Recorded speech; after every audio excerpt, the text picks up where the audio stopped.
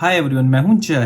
Welcome to my new blog. तो जैसा कि आपने लास्ट ब्लॉग में देखा था कि हम जो एम्स्टर्डम को कवर कर चुके थे, तो अब हम आए हैं वहां से ट्रेन लेके ब्रसल्स में। तो ब्रसल जो है बेल्जियम की कैपिटल है और ये एक बहुत ज़्यादा खूबसूरत सिटी है।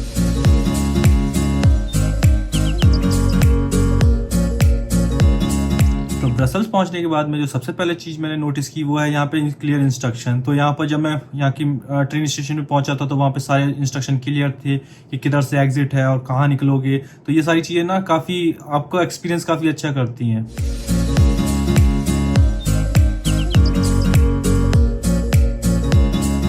तो मैंने यहाँ पे लिया है मिरेंजर सीरीज का एक हॉस्टल, और आपको मैंने पहले भी अपने ब्लॉग में बताया था कि मिरेंजर जो है एक तरीके से ना हॉस्टल सीरीज है यूरोप के अंदर। तो ये जो है ना उसी का एक पार्ट है। तो मैं एम्स्टर्डम में भी मिरेंजर में रुका था और यहाँ पे भी मैं मिरेंजर में रुकने वाला हूँ। और यहाँ का जो मिरेंजर है ना वहाँ पे सारी चीज़ें काफ़ी तेज़ी से हो गई। मुझे बस अपना पासपोर्ट देना पड़ा और उन्होंने मुझे जो है की दे दी कि हाँ आपका ये डॉर्मेट्री नंबर है, आप जाओ और मतलब वहाँ पे अपना बेड सेलेक्ट कर लो।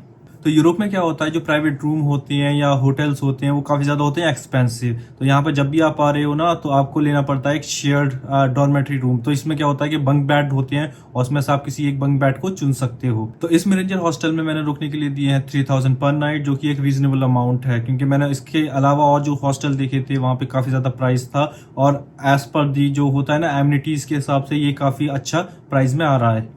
तो यहाँ मिरेंजर हॉस्टल के पास में मुझे मिल गया था एक इंडियन रेस्टोरेंट जहाँ से मैंने लिए थे छोले और चावल। तो और वो मैं खाने के बाद में जाने वाला हूँ घूमने के लिए। तो ब्रसल्स में जो सबसे पहली चीज़ मैं घूमने वाला हूँ वो है ऑटो वर्ल्ड। तो ये एक तरीके से ना कार म्यूजियम है। तो ऑटो का अगर आपको पता ना हो तो ऑटोमोबाइल से इसको रिलेट करते हैं। तो ऑटोमोबाइल का मतलब होता है जो कार्स और ये सारी चीज़ें चलती हैं उससे रिलेटेड। तो यहाँ पर जो है वर्ल्ड फेमस एक ऑटोमोबाइल का म्यूजियम है जहाँ पे बहुत सारे कार के कलेक्शन है और आप देख के हैरान हो जाओगे कि ये बहुत ही ज़्यादा बढ़िया और एक कार कलेक्शन वाला ना जगह है। तो अब मैं मेट्रो लेके आ चुका हूँ यहाँ पर सिटी के अंदर, जहाँ पे मैं जाने वाला हूँ ऑटो वर्ल्ड म्यूजियम में। तो आप देख सकते हो कि आज ना मौसम थोड़ा ज़्यादा ख़राब हो रहा है। यहाँ पे काफ़ी ज़्यादा कोहरा है और ये सारी चीज़ें हैं और मौसम में ठंडी भी काफ़ी ज़्यादा है। पर चलिए हमें तो अंदर जाना है क्योंकि ऑटोमोबाइल जो म्यूजियम है ना वो एक कार म्यूजियम है। और जो ये म्यूजियम है ना यहाँ पे बहुत ज़्यादा कारों के कलेक्शन है, काफ़ी एशियन टाइम से अभी तक के। तो आज देखते हैं, एक्सप्लोर करते हैं इन कारों का कलेक्शन। मुझे तो बहुत अच्छी लगती हैं कारें। तो मैं आ गया हूँ यहाँ ऑटो वर्ल्ड। यह है एक म्यूजियम।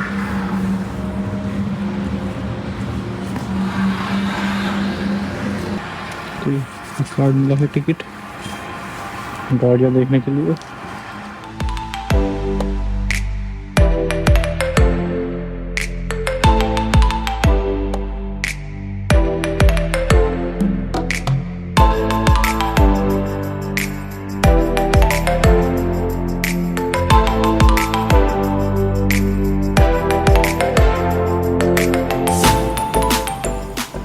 वो ये हम मतलब जो वो होते हैं आइसक्रीम वाले आते हैं वो बजाते हैं। बताओ 1800 में ये क्रिएट हो चुकी थी।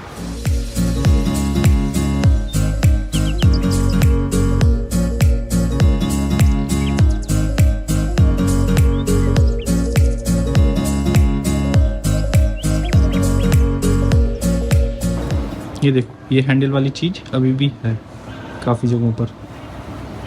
जो टेम्पू होते हैं वो टेम्पू आज भी इसी हैंडल से घुमा के स्टार्ट करे जाते हैं बहुत जगह पर, या वो रस्सी बांध के एकदम से तेज़ी से रस्सी खींचते हैं।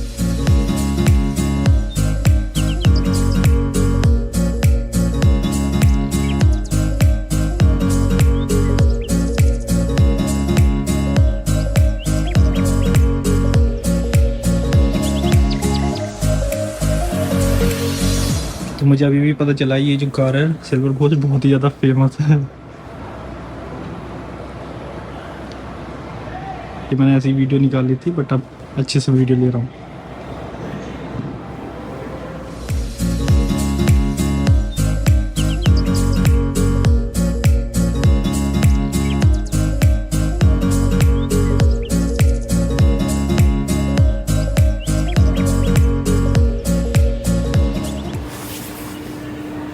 This is first Audi car in the world.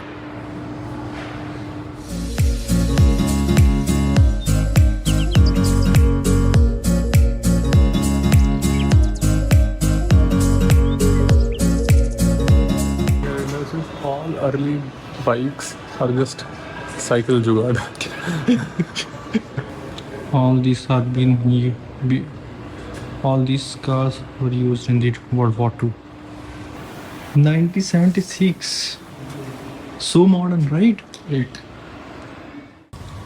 ये रथ है सारे, घोड़ों को लगा के चलाया करते थे। ये बहुत छोटी छोटी गाड़ियाँ, बहुत छोटी छोटी, एक इंसान भी सही से बैठ जाए कोई बहुत बड़ी बात है।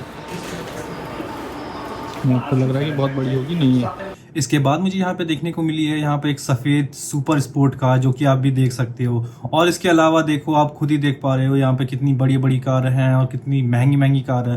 तो ये ना बिल्कुल शुरू से लेके जब कारें शुरू हुई थी तो वहाँ से लेके ये अपना कलेक्शन रखे हुए हैं। और यहाँ पे सुपर कार्स तक हैं। यहाँ पे मैंने फार्मूला 1 कार भी देखी, जहाँ पे मैंने लिया था इसके साथ में एक फ़ोटो फार्मूला 1 कार में बैठने के बाद। तो आप सोचो कि इसके पास कितने बड़े बड़े कलेक्शन होंगे, मतलब आप अंदाज़ा नहीं लगा सकते हो। जो फार्मूला 1 की कार ही होती है वो 10-10 करोड़ रुपए की आती है, तो 10-10 20-20 करोड़ रुपए की कार होती है। और ये छोटी छोटी कार भी अगर सुपर स्पोर्ट्स कार की बात करो तो आप ना ये 5 करोड़ 6 करोड़ से कम नहीं होती। तो इनके पास में भाई 1000 से ज़्यादा तो कार हैं और ये सारी चीज़ें, बाइक वाइक और हर चीज़ के पार्ट के इंजन भी लगा रखे हैं कि देखो ये वाला इतने सीसी का इंजन है, ये वाला यहाँ पे लगता था, इस कंपनी ने डेवलप करा, पूरी हिस्ट्री लिखी हुई है। तो जिस लोगों को भी ना कारों से प्यार है तो वो तो भाई यहाँ आकर बिल्कुल मस्त होके देखना यहाँ पे क्या क्या चीज़ें हैं, और उससे काफ़ी ज़्यादा नॉलेज मिलेगी। देखो, म्यूज़ियम में जाने का मतलब ही यही होता है कि आप थोड़ी सी इंजॉयमेंट के साथ में उन चीज़ों के बारे में जानो, थोड़ा कॉन्टेक्स्ट अपना बढ़ाओ के उन चीज़ों के बारे में। तो वो मैं यहाँ के आप देख सकते हो कि मेरा तो काफ़ी ज़्यादा बढ़ गया है, काफ़ी ज़्यादा नॉलेज मिली है मुझे इन कारों के बारे में और इन सारी चीज़ों के बारे में। तो अब मैं आ चुका हूँ ऑटो वर्ल्ड म्यूजियम से बाहर, और सामने आपको दिख रहा है ये रॉयल मिलिट्री का जो स्पेस है वो, और उसके ठीक बराबर में है ट्रिम्फॉल आर्क। इसकी प्रोनाउंसिएशन मैं सही से नहीं कर पा रहा हूँ, मैं लिख दूंगा। तो ये दोनों प्लेस जो है ना, मतलब तीनों जो है वो एक ही जगह पर है, और उसके बीच में है स्क्वायर। तो स्क्वायर की एक तरफ आपको ऑटो वर्ल्ड म्यूजियम मिलेगा, दूसरी तरफ रॉयल मिलिट्री आर्मी जो थी उनकी जो एक तरीके से यहाँ पे रहता है ना कि म्यूजियम, वो है। और ठीक उसके सामने है ये आर्क, और ये तीनों ही काफ़ी खूबसूरत हैं। तो अब मैं जा रहा हूँ रॉयल मिलिट्री म्यूजियम के अंदर, जहाँ पे मैं देखने वाला हूँ कि क्या क्या चीज़ें रहती हैं इसके अंदर, क्योंकि मुझे पता है कि यहाँ की रेटिंग काफ़ी अच्छी है, पर अंदर जाके क्या मिलने वाला है देखते हैं क्या रहता है। तो ये कार्ड मिला है और ये फ्लोर मैप, ये मतलब कूपन है। तो टिकट लेने के बाद मैं अब अंदर आ चुका हूँ, और आप देख सकते हो कि जो पहला सेक्शन मैं देखने वाला हूँ ये काफ़ी ज़्यादा ना ज़्यादा ओल्ड है और ना ज़्यादा नया है। तो मतलब ये करीब 1800 के आसपास का सेक्शन है, जहाँ पर आप देख सकते हो कि यहाँ पे जो गन्स होती, शुरुआती गन्स जो काफ़ी लंबी लंबी गन्स होती थी, तो वो यहाँ पर रखी हुई हैं। और यहाँ पर मुझे काफ़ी सारे ना मेडल्स और ये सारे, तो जो मिलिट्री जनरल होते थे पहले के समय 1800-1700 के आसपास, तो उनकी सारी चीज़ें यहाँ पे रखी हुई हैं। तलवार रखी हुई है, तो आप सोच सकते हो कि ये ज़्यादा पुराना भी नहीं है और ज़्यादा नया भी नहीं है। तो बंदूकों के साथ तलवार का कॉम्बिनेशन तो वही 1600 से 1800 के बीच में ही रहा है, क्योंकि 1800 के बाद तो कौन तलवार रखा था, सब तो फिर बंदूक पे शिफ्ट हो गए थे। तो यहाँ पे ना मुझे काफ़ी ज़्यादा जो राजा हुआ करते थे उनके कुछ जो पर्सनल वेपन थे वो भी यहाँ पे रखे हुए थे। तो ये कलेक्शन देख के ना मुझे तो काफ़ी मज़ा आ रहा है। फिर मैंने यहाँ पे देखा एक मरीन सेक्शन, जो कि आप देख सकते हो कि जहाँ पे नाव और इन सारी चीज़ों के बारे में बात की जा रही थी, और हर चीज़ यहाँ पे कंपोनेंट वाइज रखी हुई थी। और यहीं पे मुझे देखने को मिला है, देखो ये कितना बड़ा जो एक एरोप्लेन है, इन्होंने पूरा का पूरा लटका के रख दिया इन्होंने, और ये पूरा का पूरा एयरप्लेन है। मैं बता सकता हूँ ये नहीं है कि स्केल डाउन वर्जन या कुछ, पूरा का पूरा जितना एयरक्राफ्ट होता है वो इन्होंने ला के यहाँ पे लटका दिया है। तो यहाँ पे मैंने नेवी से रिलेटेड और भी चीज़ें देखी, जैसे कि टॉर्पीडो रखा हुआ था, और यहाँ पे जो गन होती है जो डिस्ट्रॉयर्स में लगाई जाती है वो भी यहाँ पे रखा हुआ था। जो नेवी जिस तरीके की ड्रेस पहनती थी, ड्रेस कोड होता था, वो भी यहाँ पे रखा हुआ है। और मैं यहाँ पे हैरान हूँ कि ये सारे जो वेपन है ना असली है, मतलब उनमें से बस मसाले वसाले निकाल दिए गए हैं, एक्टिव कंपोनेंट कुछ नहीं है, बट ये एक्चुअल में उस समय सर्विस में थे और उनको यहाँ पे ला के रखा गया है। तो यहाँ पे बहुत सारी चीज़ें जो थी नेवी के रिलेटेड मैं देख पा रहा हूँ यहाँ पर, और मैं तो भाई बहुत ही खुश हो गया, मेरा तो पैसा वसूल हो गया, और ये मैं बोलूँगा मस्ट विजिट प्लेस है। तो नेवी के सेक्शन से निकलने के बाद अब मैं आ चुका हूँ यहाँ पे एयरफोर्स वाले सेक्शन में, और यहाँ पर तो भाई क्या बताऊँ मैं, क्या चीज़ें देखने को मिल गई। ये अटैक हेलीकॉप्टर और जितने भी तरीके के वर्ल्ड वॉर के समय जो एयरक्राफ्ट उड़ते थे, फाइटर प्लेन थे, उनकी सबके एक एक कॉपी यहाँ पे रखी हुई है। और आप खुद ही देखो कि यार अपनी आंखों से बिल्कुल छूना, इन सारी चीज़ों को करना, ऐसे एयरक्राफ्ट जो कि वर्ल्ड वॉर में जो करीब 60-70 साल या उससे भी ज़्यादा पुराने हैं, और उनको छूना, उनको देखना कि कैसे टेक्नोलॉजी इन्वॉल्व हुई है, कहाँ शुरुआत में वुडन या जो एयरक्राफ्ट हुआ करते थे और आज हमारे यहाँ पे इतने टाइटेनियम और ये डिफरेंट डिफरेंट तरीके के मटेरियल से बने हुए एयरक्राफ्ट है जो कि मल्टी रोल कर लेते हैं। पहले के ज़माने में ऐसा होता था कि बम कोई और गिराता था, गन वाले अलग होते थे एयरक्राफ्ट, और यहाँ पर आप देख सकते हो कि अब जो नए वाले आने वाले हैं एयरक्राफ्ट वो सभी मल्टी रोल होते हैं कि वो सारे काम एक साथ ही कर लेते हैं, डिफरेंट डिफरेंट एयरप्लेन की ज़रूरत नहीं पड़ती। और यहाँ देख के तो मैं भाई मेरा सिर ही घूम गया कि मैंने क्या देख लिया है भाई। ऐसी चीज़ें जो कि इतनी आसानी से नहीं मिलती हैं वो यहाँ पे इन्होंने ऐसी सजा के रखी है कि आओ देखो और मतलब महसूस करो और इंजॉय करो। और मैं बोलूँगा वंडरफुल एक्सपीरियंस यार, इससे अच्छी क्या ही चीज़ हो सकती है दुनिया में। मॉडल प्लेन के मुकाबले बहुत बड़े होती हैं यार। मैंने नहीं सोचा था कि ये इतने बड़े होंगे। मैं इंडिया की उसमें गया हूँ एयरफोर्स की शो में, वहाँ भी इतने बड़े बड़े नहीं थे। ये ऊपर देख पा रहे हो, ये पूरा का पूरा बड़ा जैसे होता है ना लोगों को ले जाने वाला, वो वाला एयरक्राफ्ट लग रहा है। देखो जो मैं बोल रहा था, काफ़ी बड़ा है। टसॉल्ट मिराज 5, वाओ। इसके मैंने काफ़ी आर्टिकल लिखे हैं। सिंगल इंजन है लेकिन देखो इंजन कितना बड़ा है। पहले के विमान कुछ ज़्यादा ही बड़े हुआ करते थे। ये देखो कुछ जाना पहचाना लगा, F-16 जिसकी न्यूज़ इंडिया में चलती रहती है जब देखो। बोइंग 707 इंटरकॉन्टिनेंटल, इसमें तो यात्रा भी करते हैं लोग। तो यहाँ पे इन्होंने एक मॉडल रख रखा था जिसमें ये बता रहे थे कि इंजन किस तरीके से वर्क करता है। और मैं आपको बता दूं ये टर्बोजेट इंजन होते हैं जो कि आजकल के नए एयरक्राफ्ट में लगते हैं, ये बहुत ही ज़्यादा कॉम्प्लेक्स होते हैं। हमारी इंडियन जो है DRDO ने इसने करीब 30 साल दिए थे कावेरी इंजन पे, वो तब भी उसको अच्छे से डेवलप नहीं कर पाई क्योंकि जब तक वो डेवलप हुआ तब तक वो आउटडेटेड हो गया था अपनी टेक्नोलॉजी के हिसाब से। तो यहाँ पर वो देख सकते हो आपको इतना कॉम्प्लेक्स क्यों है, क्योंकि इसमें मल्टीपल रिंग्स होती हैं एयर को कंप्रेस करने के लिए और फिर उसको कंबशन करने के लिए, और फिर उसका हीटिंग भी कंट्रोल करना पड़ता है। तो वो सारी चीज़ें आप यहाँ पे ये लोग दिखाने की कोशिश कर रहे थे कि क्यों इतना कॉम्प्लेक्स है जो एयरक्राफ्ट के जो इंजन होते हैं बनाने के लिए।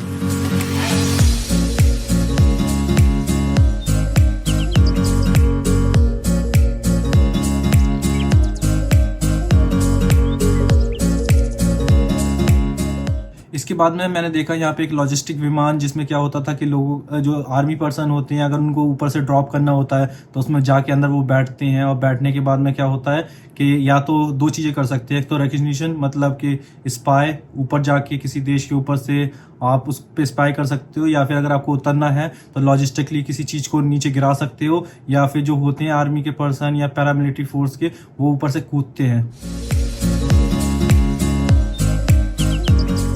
इतना वंडरफुल एक्सपीरियंस करने के बाद में मैं आ चुका हूँ यहाँ पर कैफ़े में। तो ये जो ना रॉयल मिलिट्री म्यूजियम है इसके अंदर ही कैफ़े भी है, तो यहाँ पर आप कैफ़े में आके बैठ सकते हो। तो आप समझ सकते हो कि मैंने क्या ली होगी, क्योंकि बेल्जियम की हॉट चॉकलेट दुनिया में फेमस है, तो वही मैंने यहाँ पे ली है। अब टाइम हो चुका था एयरफोर्स वाले सेक्शन को बाय बाय कहने का, और इसके बाद में हम मूव हुए अपने नेक्स्ट सेक्शन में जहाँ पे थे टैंक्स। और आप देख सकते हो यहाँ पे कितने सारे टैंक्स हैं तरह तरह के। तो चलो ये भी हो गया कि तो अब मैंने नेवी भी देख ली, एयरफोर्स भी देख लिया, और अब जो आर्मी की जो चीज़ें होती हैं वो भी अब देखने को मिल रही हैं। तो टैंक देखने के बाद में मैं थोड़ा और मूव हुआ तो मुझे पता चला कि मैं अभी जो चीज़ें देख रहा था वो सारी मॉडर्न चीज़ें थी। यहाँ पर और भी सेक्शन है जहाँ पे बहुत बहुत पुरानी चीज़ें, और आप भी यहाँ पर देख सकते हो कि ये जो ना बहुत पहले समय की, जैसे 1600-1500 के समय किस तरीके से लड़ाइयाँ की जाती थी, तो उसका भी आप देख सकते हो। यहाँ पे पुराने जो वो हैं हथियार, जैसे तोप हो गई, ये सारी चीज़ें भी आपको दिख पा रही होंगी। तो ना आप समझ लो कि मतलब यहाँ पे हर चीज़ मिल जाएगी। तो प्लस ये है कि आपको ना एक मैप दिया जाएगा शुरुआत में, उस मैप के हिसाब से आपको चलना है। मतलब चलना तो आप अपने हिसाब से है, पर वो मैप में दिखा रखा होगा कि कौन सा सेक्शन कहाँ पर है और किस रूट के थ्रू आप जाओगे तो कवर कर पाओगे। तो यहीं पे मुझे एक और सेक्शन मिला जहाँ पे था ट्रेजर ऑफ रशियन एम्पायर। तो रशियन एम्पायर से आया हुआ यहाँ पर ना काफ़ी सारा खजाना रखा हुआ था, और उसमें काफ़ी सारे ना ज्वेलरीज थी, तलवारें थी, ये सारी चीज़ें। तो मोस्टली ये ना जो होगा वो होगा जो रशियन सार होते थे, जो वहाँ के किंग होते थे, उन्हीं का है ये मोस्टली।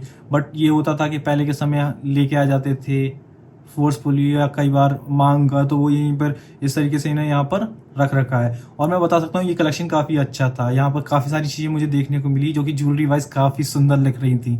तो वो जो था सारा इस जो treasure of Russian empire collection है उसके पार्ट था। तो यहीं पे मैंने और देखी ये तोपे वगैरह ये जो होती थी, तो उनके कई कई तरीके के मॉडल, क्योंकि ओवर द टाइम ये काफ़ी ज़्यादा इम्प्रूव हुए हैं और अब तो पूरे पूरे टैंक होते हैं, कोई भी अब तोप इस तरीके से नहीं रखता है। तो वहीं के डिफरेंट साल के मॉडल्स के यहाँ पे दिखाई दे रहे हैं। तो मैं बता दूंगा यार, ये वाला ना बहुत ह्यूज कलेक्शन है। यहाँ एकदम से मैं मान के चलता हूँ आपको 3 घंटे लग जाएंगे और मज़ा भी आने वाला है, क्योंकि हर चीज़ कवर हो जा रही है यहाँ पर। जो अदर कंट्री में होता है ना इन चीज़ों को दिखाने के लिए, वहाँ पर क्या होता है एक टेक्नोलॉजिकल म्यूजियम होते हैं, बट यहाँ पर क्या है ये रॉयल मिलिट्री म्यूजियम है, इसी के अंदर ये सारी चीज़ें यहाँ पर रख रखी हैं। तो आई वुड रिकमेंड कि आप जाओ यहाँ पर और देखो कि कैसी कैसी चीज़ें हैं।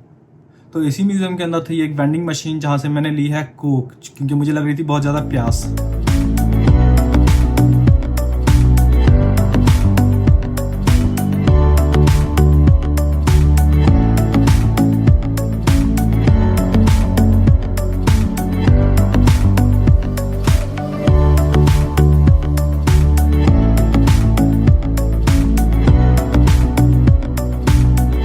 तो अब मेरा टाइम हो चुका था यहाँ से एग्जिट लेने का, पर एग्जिट लेते लेते ना मैंने क्या करा, जो आर्क थी ना उसके ऊपर जाने के लिए मुझे रास्ता मिल गया था। तो मैं अब जा रहा हूँ इस आर्क के ऊपर।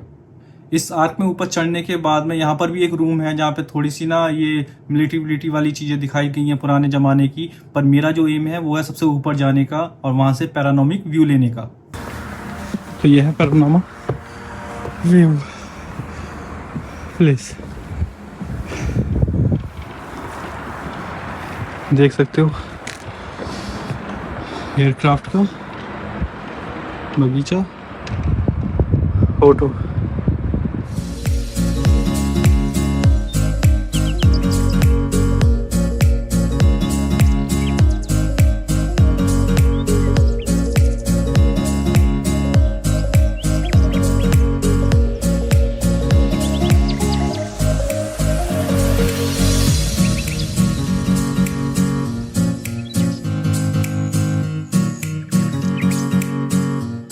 तो फाइनली मैं आ चुका हूँ बाहर और आप देख सकते हो जो ये ट्रिम्फॉल आर्क है वो रही, और इसी के साथ में मेरे कुछ फ़ोटो मैंने जो लिए क्योंकि मुझे काफ़ी सुंदर लग रहा था ये। और इसके बाद में जो आप देख सकते हो जो तीनों हैं, auto world museum, royal military museum और बीच में जो है आर्क, उसके साथ में ये कितना अच्छा व्यू आ रहा है। तो फिलहाल इस ब्लॉग में इतना ही, मिलता हूँ आपसे नेक्स्ट ब्लॉग में एक नई डेस्टिनेशन के साथ।